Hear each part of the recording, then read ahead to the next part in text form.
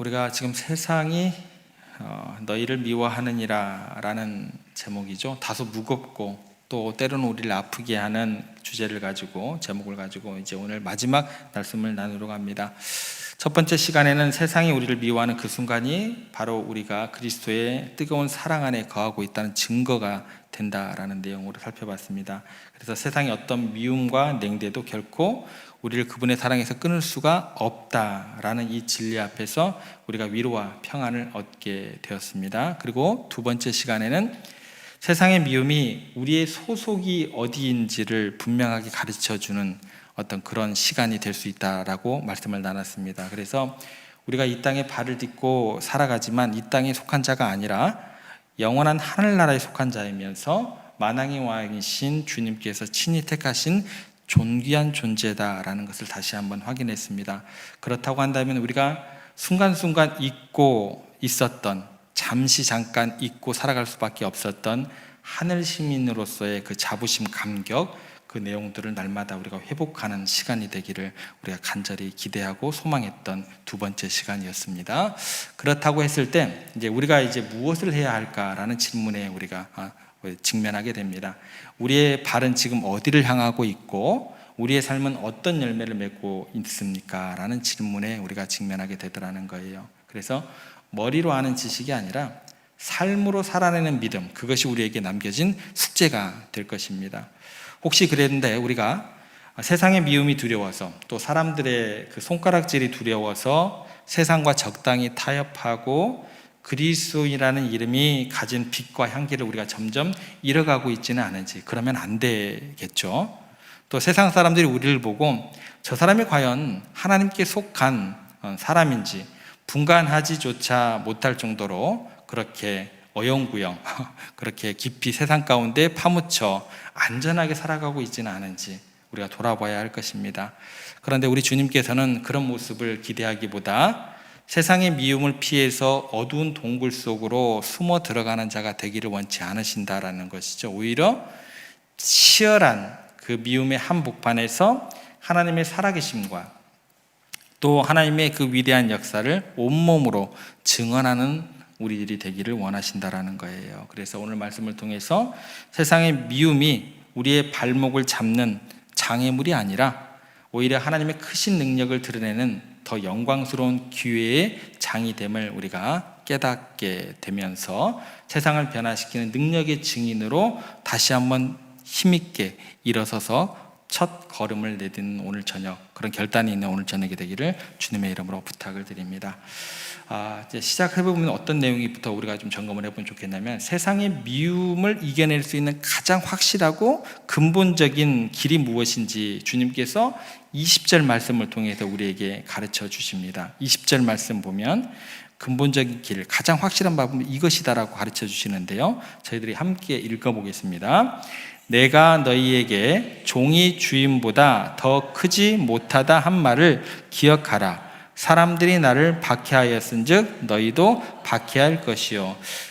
주님께서 여기가 좀 읽을게요. 주님께서 하시는 얘기가 뭐냐면, 박해를 이기는 방법을 말씀하시면서 어떤 기술이나 어떤 특별한 전략을 가르쳐 주지 않으십니다.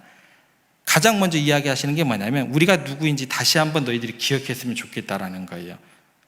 우리가 누구인지 어떻게 가르쳐 주고 계세요? 너희들은 종이야. 별로 좋은 단어가 아니죠. 이것 기억하라고 이야기를 하세요. 종이다. 그래서 성경의 인물들을 보면 굉장히 이 종에 대한 이야기를 많이 해요. 사도 바울은요, 편지를 쓰면서 자기를 소개할 때마다 뭐라고 할까요? 가장 먼저 서두에 쓰는 말이 뭐예요? 예수 그리스도의 종된 바울. 쓸 때마다 그걸 써요. 누가 그래요? 사도 바울이 그래요. 다윗은요, 시편에서 자신을 계속해서 강조하는 말이 있어요. 주의 종, 주의 종. 수없이 고백을 하더라는 거예요. 그러니까 그들의 삶에 있었던 수많은 고난과 박해를 견디고 이겨낼 수 있었던 힘이 뭐예요? 내가 종이다라는 거예요. 종됨에 대한 그 의식, 여기에서부터 출발을 하게 되더라는 것입니다. 종이 그리고 주인보다 크지 못하다라고 이야기를 해주시죠. 종이 주인보다 클 수가 있어요, 없어요? 없다라는 거예요. 이건 당연한 진리다라는 것입니다. 그렇다면 우리의 주인이시고 만유의 주인이신 예수님께서 이 땅에서 어떤 대우를 받으셨을까요? 이 질문에 한번 우리가 좀 고민을 해볼 수 있다라는 거예요. 고민을 한번 해봐야 된다라는 거예요. 그분은 근본적으로 완벽하신 분입니다. 죄가 없으신 분이십니다. 죄가 없으셨지만 세상으로부터 받았던 그 내용은 뭐예요? 미움, 조롱, 멸시. 죄가 없는데 어떻게 세상으로부터 이런 것밖에 받은 게 없다라는 거예요. 남김없이 온몸으로 그걸 받으셨다라는 거예요. 그래서 결과적으로는 어떤 일들이 벌어지게 돼요? 거짓된 고소, 무자비한 채찍질을 당하셨고, 사람들은 그 얼굴에 침을 뱉으면서 조롱을 했고, 머리에는 가시관을 씌웠다라는 거예요. 그리고 결국에는 어떻게 해요? 예수님을 십자가에 못 박아 죽였다라는 것입니다. 십자가에 못 박아 매달아, 너 이 땅에 살지 마 하면서 아예 십자가에 매달아 공중에다 띄워버렸어요. 그렇게 아주 발을 딛지 못하게 나무에 매달아 놨는데, 그 주인 되신 주님이 그렇게 당하셨는데 우리는 뭐예요? 종들이잖아요, 그죠? 그 종들인 우리들을 박해하는 것은 어떻게 느껴지시냐는 거예요. 여러분들에게 주님께서 지금 그 얘기하고 계십니다. 결국 우리가 세상에서 작은 미움과 박해 앞에서 우리의 마음이 쉽게 무너지고 깊은 상처를 받는 이유가 무엇이 될까요? 그러면 그것은 뭐냐면 우리 안에 온전한 종으로서의 의식, 이게 뿌리 깊게 내리지 못했기 때문이 다라는, 그게 이유가 된다라는 거예요. 그러니까 아직 우리 안에 뭐가 되고 싶은 거예요? 내가 주인이 되고 싶은 거예요. 내가 주인 행세를 해야 속이 시원하다라는 거예요. 그런 교만한 마음이 남아있기 때문에 참 견디기가 힘들게 되더라는 거예요. 그래서 어떤 말을 해요? 어떻게 나에게 이럴 수가 있지? 그죠? 내가 누군데 감히 말이야, 나를 이렇게 대우해, 나를 무시하는 거야?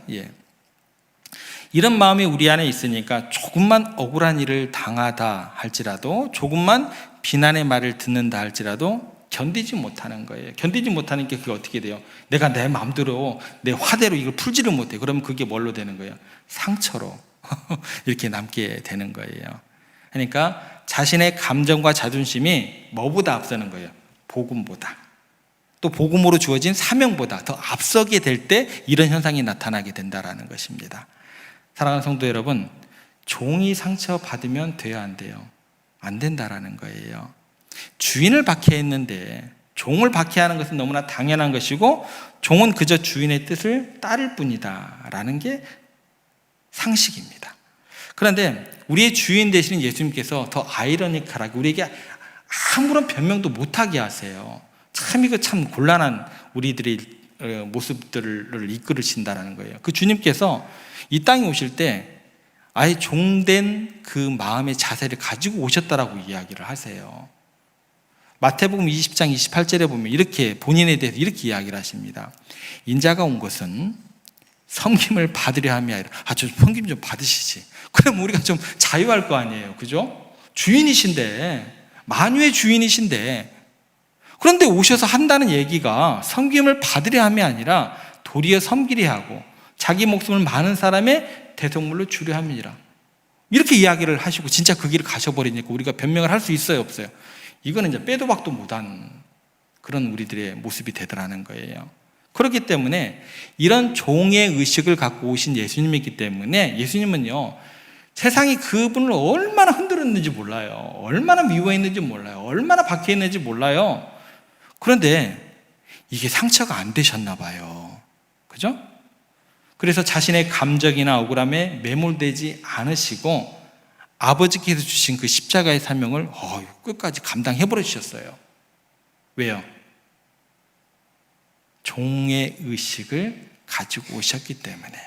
그래서 세상의 미움 앞에서 우리는 어떤 생각을 더 집중해야 돼요? 내 정체성이 무엇인지. 우리는 하나님의 종입니다. 이게 출발점이 되어야 된다라는 거예요. 그래서 우리가 주님의 종이라는 이런 겸손한 정체성을 깨달았다고 한다면 우리가 여기서 이제 한 걸음 더 나아가야 될 것이 뭐냐면 그 종이 가진 영향력에 대해서 좀 생각을 해보셔야 돼요. 세상이 왜 우리를 그렇게 미워할까? 우리가 만만해서일까? 약하고 보잘것없어서일까? 그것 때문에 그럴까요? 그렇지 않다라고 성경은 이야기를 합니다. 결코 아니다라고 이야기를 해요. 오히려 세상은 우리가 가진 힘, 그 힘을 두려워하기 때문에 우리를 미워하는 것이다라고 이야기를 합니다. 그래서 어둠이 빛을 싫어하는 이유는 뭐냐면, 빛을 비추면 어떤 일이 벌어지는 줄 아세요? 더럽고 추한 모습들이 다 그대로 드러나기 때문에 빛을 싫어하는 거예요. 그렇죠? 거짓이 진리를 미워하는 이유가 뭔 줄 아세요? 진리가 나타나면 모든 세상 사람들이 거짓 때문에 뭐예요? 탄로가 나는 거예요. 마찬가지로 세상의 악한 영이 교회를 힘들게 하고 성도들을 미워하는 이유가 뭘까요? 여러분들이 가진 십자가의 복음의 능력이 자신들의 어두운 왕국을 송두리째, 뿌리째 무너뜨릴 것을 잘 알고 있기 때문에 뭐예요? 두려운 거예요. 여러분들이 두려운 거예요. 그래서 사랑하는 성도 여러분, 우리가 세상에서 미움을 받는다는 것은 뭐냐면, 우리가 그만큼 세상에 영향력을 끼치는 존재들로 부름을 받았기 때문이다 라고 생각을 하시면 됩니다. 여러분들이 가진 복음의 빛이 세상의 어둠을 굉장히 불편하게 만들 만큼 밝게 빛나고 있다는 증거가 되는 거예요. 그럼 뭐가 되는 거예요? 여러분들 고난 가운데 힘들고 미움받을 때 여러분은 어떤 증거가 된다고요? 여러분 신앙생활 잘하고 계시는 거예요. 하나님의 말씀을 잘 순종하고 계시는 거예요. 오는 길을 걸어가고 계시는 거예요. 예. 힘들고 어렵다고 내가 뭐 잘못하고 있나? 이 영역으로 생각이 미치시면 안 돼요. 그 영역도 있을 수도 있겠지만 어쩌면 더 긍정적인, 여러분들이 신앙생활을 잘하고 있기 때문에 그런 곤란한 일들이 여러분 가운데 있을 수 있다. 이 영역도 항상 기억을 하셔야 된다 라고 성경은 이야기를 해주고 있다는 것입니다. 교회의 역사가 이것을 증명을 합니다. 강대국 로마 제국 약 300년 동안 네로 황제를 비롯해서 수많은 황제들을 통해서 교회가 엄청난 핍박을 받게 됩니다. 그 핍박의 시간 동안 교회가 끝장나버릴 줄 알았어요. 그리스도인들이 그렇게 도망을 가잖아요. 카타콤이라는 어둡고 축축한 지하 무덤에 숨어서 비밀스럽게 예배를 드리는 것, 그런 모습이었다라는 거예요. 그리스도인들을 붙잡히면 뭐가 돼요? 사자들의 먹이가 되었고 십자가에 거꾸로 매달려 순교를 했고, 네로 황제의 정원에서는 뭐예요? 인간들을 묶어가지고 횃불로 쓰기까지 했다라고 기록되어 있습니다. 인간적으로 볼 때는 교회는 완전히 뭐예요? 사라질 위기에 처해 있었다라는 거예요. 그런데 결과는 어떻게 되었어요?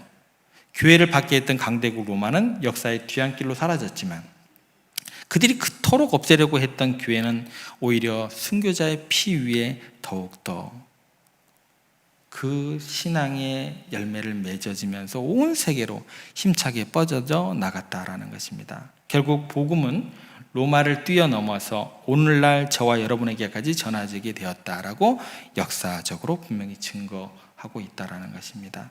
그래서 세상의 박해는 교회를 결코 무너뜨릴 수가 없음을 역사가 증명하고 말씀이 증명하다라는 것을 기억하시기를 바랍니다. 오히려 박해는 뭐가 되는 거예요? 교회가 진짜 살아있는 하나님의 공동체임을 증명하는 시금석이 된다라는 것.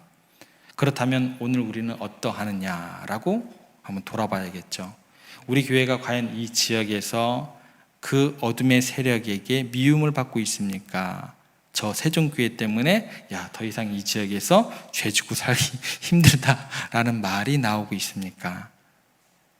한번 돌아봐야겠죠. 요한일서 3장 13절은 이렇게 이야기를 합니다. 같이 한번 읽어보겠습니다. 형제들아, 세상이 너희를 미워하여도 이상히 여기지 말라. 그렇게 여기지 말래요. 세상이 우리를 미워하는 것이 오히려 정상적인 삶이고, 지극히 옳은 길을 가고 있는 그런 여러분들의 모습이 될 수 있다라는 것이죠. 세상의 미움은 그래서 여러분들이 약해서가 아니라 여러분들이 강하기 때문이다. 여러분들이 가진 복음의 능력을 세상이 두려워하기 때문이다. 이것을 기억하면서 담대히 믿음의 길을 걸어가시는 여러분들 되시기를 주님의 이름으로 부탁을 드립니다. 자, 그럼 두 가지를 살펴봤습니다. 우리가 주인이 아니고 종이다고 우리가 생각을 했죠. 두 번째는 뭐예요? 여러분들이 만만해서 여러분들이 힘들게 되고 미움을 받는 게 아니고 뭐라 그랬죠? 세상이 두려워하는 영향력이 있는 존재다. 이 두 가지를 생각해 봤습니다. 그렇다면 이 미움의 현장에서 우리가 구체적으로 감당해야 될 우리의 사명이 무엇일까? 그것을 좀 생각해 보겠습니다. 27절 말씀 보시면 이렇게 기록되어 있습니다. 너희도 처음부터 나와 함께 있었으므로 증언하느니라. 그리고 20절 하반절에 보면 이런 말씀이 있습니다. 내 말을 지켰은즉 너희 말도 지킬 것이니라. 이 말씀을 두 가지를 종합해 보면 미움의 현장에서 우리의 사명이라는 것은 피하거나 숨는 것이 아니라 오히려 그 한복판에 들어가 담대하게 주님을 증언하는 것임을 이야기를 해주고 있습니다. 그리고 주님을 박해하던 세상이 우리를 박해할 때 바로 그 순간에 동시에 어떤 일이 일어나느냐라는 그 설명도 덧붙여 주시는데, 그게 뭐냐면 주님의 말씀을 순종했던 사람들이 주님의 당시에 있었던 것처럼 너희들이 세상에서 나에 대해서, 복음에 대해서 담대하게 말하고 증언을 할 때 여러분들이 말하고 증거하는 그 증언을 듣고 주님께 돌아오는 많은 백성들이 어떻게 된다고요? 일어나게 될 것이다. 그 얘기를 해주고 계십니다. 그러니까 우연이 아니다라는 거예요. 그러니까 박해가 심할수록 우리의 진정한 신앙이 세상 앞에서 더욱 빛을 발하게 되기 때문이다라고 이야기를 해주시는 거예요. 예를 들어서 사도행전을 보면 누가 나오냐면 스데반 집사가 나옵니다. 그가 복음을 전하다가 돌에 맞아 순교를 했습니다. 세상은 그를 미워하고 죽였지만 그가 마지막 순간에 주여 저들의 죄를 그들에게 돌리지 마시옵소서라고 기도하는 모습을 보고 그 자리에서 충격을 받았던 사울, 훗날 바울이 되는 사람이죠. 굉장히 큰 충격을 받았습니다. 그리고 스데반의 순교는 결과적으로는 그 사울을 바울로 변화시키는 결정적인 계기가 되었고, 결국 로마와 온 세상을 복음으로 뒤흔드는 위대한 사도의 탄생으로 이어지게 되었다라는 것입니다. 이처럼 어떤 어려움과 고난과 박해가 우리를 무너뜨리는 저주로 끝나는 것이 아니라 우리를 능력의 증인으로 세우시는 하나님의 거룩한 부르심이 될 수 있다라는 것을 우리가 기억해야 할 것입니다. 그런데 여기에서 우리가 이제 솔직하게 한번 질문을 던져보기를 원합니다. 뭐냐면 우리가 어떻게 스데반 집사와 같이 사도 바울과 같이 그렇게 위대한 사명을 감당할 수 있을까요? 자신이 없잖아요. 저도 자신이 없어요. 그죠? 세상이 우리를 미워하고 박해하는 그 순간에 우리가 과연 미움을 미움으로 맞서지 않을 수 있을까? 저는 되게 힘들어요, 그게. 여러분, 우리가 이렇게 교회로 모여 있습니다. 교회에서 누가 나를 미워해요. 그러면 그냥 냅다 내가 사랑으로 반응을 해버려야겠다라고 할 수 있는 사람 몇 명이나 돼요? 없어요. 아무도 없어요, 여러분들. 그게 교회라고 착각하시면 안 돼요. 야, 내가 저 사람이 나 미워해도 내가 사랑으로 반응할 거야 라고 결심하고 그거를 행동으로 옮길 수 있는 사람이 있어요, 없어요? 세종교회에 없습니다. 착각하지 마세요. 없어요. 솔직히 우리 인간들의 자신의 힘으로 불가능합니다. 자신하지 마세요. 절대 그런 교회는 없습니다. 누군가 나를 이유 없이 미워할 때, 모욕적인 말을 던질 때 우리 마음속에 가장 먼저 드는 생각이 내가 몇 배로 갚아줘야겠다. 기회만 주어줘 봐라. 그게 우리 마음의 자연스러운 생각이에요. 억울하고 분하고 똑같이 갚아주는 것도 부족해요. 몇 배로 갚아줘야 돼요. 이게 우리들의 본성입니다. 아닌 척하지 마세요. 제가 그러는데 여러분들도 똑같죠. 그죠? 그게 교회예요? 이상한 사람 보듯이 보면 안 돼요. 옆에 사람들 똑같구나 나랑, 그렇게 보셔야 돼요. 그런데 이 불가능한 지점에서 바로 그 내면의 갈등 속에서 우리에게 주신 방법이 있습니다. 교회는 끼리끼리 모여 있는데 그때 그 마음이 들 때 내가 방법 하나 알려줄게. 이 방법대로 하면 그래도 견딜만 하고 그래도 해결점이 보일 거야. 그 방법을 가르쳐 주셨다라는 거예요. 그게 뭐예요? 성령님의 도우심을 구하는 기도를 하라는 거예요. 26절 가보겠습니다. 같이 한번 읽어보겠습니다. 시작. 내가 아버지께로부터 너희에게 보낼 보혜사 곧 아버지께로부터 나오시는 진리의 성령이 오실 때에 그가 나를 증언하실 것이요. 우리가 그리스도인의 증인으로서 세상의 미움을 이겨내고 담대히 복음을 증언하는 모든 것이 여러분들의 의지나 결단이나 노력이라는 얘기가 나와야 안 나와요? 여러분들이 의지와 노력과 그런 결단으로 하면 100% 뭐예요? 실패합니다. 실패해요. 그 순간 여러분들은 어떻게 하라고 주님께서 가르쳐 주세요? 성령님의 능력과 도우심을 간구하시면서 그 성령님의 능력을 선포하시라는 거예요. 이게 그 방법입니다. 그러니까 교회 오셔가지고 근데 저 사람 때문에 교회가 그러면 돼? 교회가 그런다니까요. 그 마음이 들 때 어떻게 하라고요? 성령님의 그 능력을 우리 가운데 나타날 수 있도록 간구하시고 기도하시고 그 시간을 가져야 된다는 거예요. 그냥 보여지는 현상 가지고 교회가 그렇지 뭐 라고 하면 절대 해결이 안 돼요. 우리 교회 떠나서 다른 교회 가면 더 험한 사람 만난다니까요. 우리 세종교회는 그래도 따뜻한 교회예요. 아멘을 안 하시네. 예. 내 힘으로 도저히 용서할 수 없을 때 성령님 도와주세요, 제 마음을 주장해 주세요 라고 기도할 때 성령님께서 하시는 역할이 뭐냐면 우리의 돌 같은 마음을 만져주시고 세상을 이길 힘과 사랑할 수 있는 마음을 부어주시는 것입니다. 예수님은 그래서 미움 속에서 사랑으로 반응을 하셨고 십자가의 사랑으로 온 인류를 구원하는 기적을 이루셨어요. 그분에게 항상 따라다녔던 그 항상 이야기가 뭔지 아세요? 성령에게 이끌리요. 성령에게 이끌리요.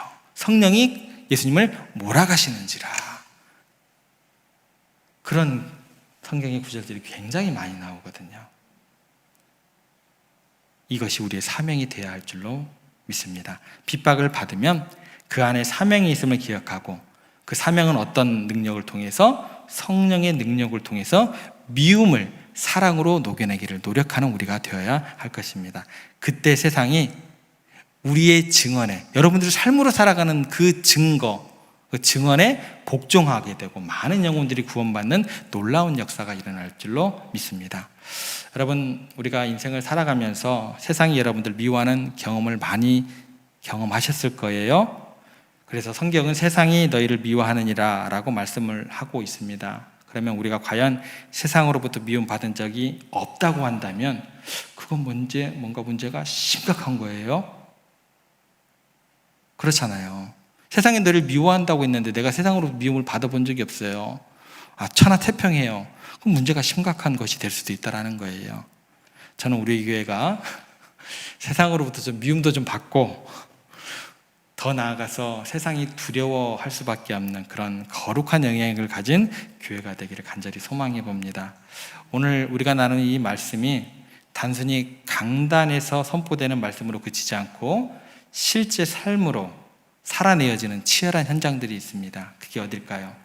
선교지가 되겠죠. 그래서 제가 내일부터 우리 교회가 사랑으로 협력하고 있는 송윤석 선교사님, 또 부인 되시는 고승희 선교사님 계시는 태국 선교지를 방문하려고 합니다.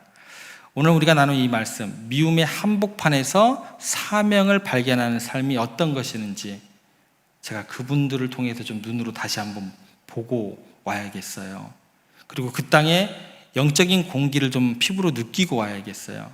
그리고 그 치열한 영적 전쟁의 최전선에서 날마다 눈물로 복음의 씨앗을 심고 계시는 두 분 선교사님을 여러분들의 사랑을 가지고 가서 온 마음을 다해서 격려하고 응원하고 돌아오려고 합니다.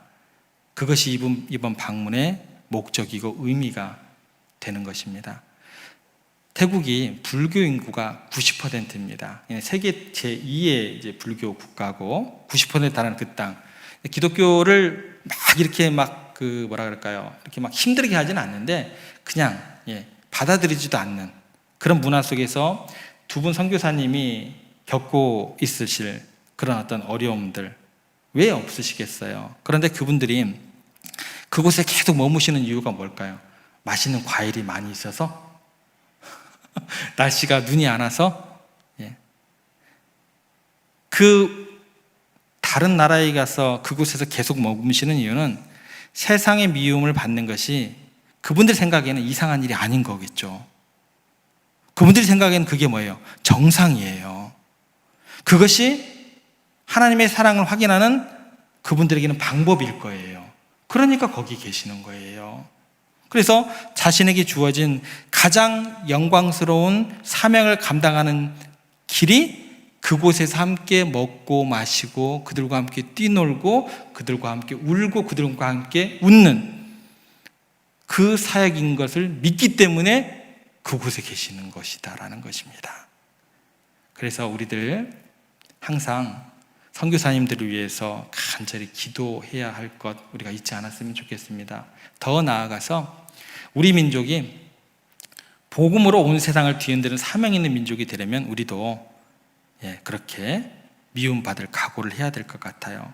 우리 성도 한 분 한 분이 오늘 이 말씀을 마음에 깊이 새기시기를 바랍니다.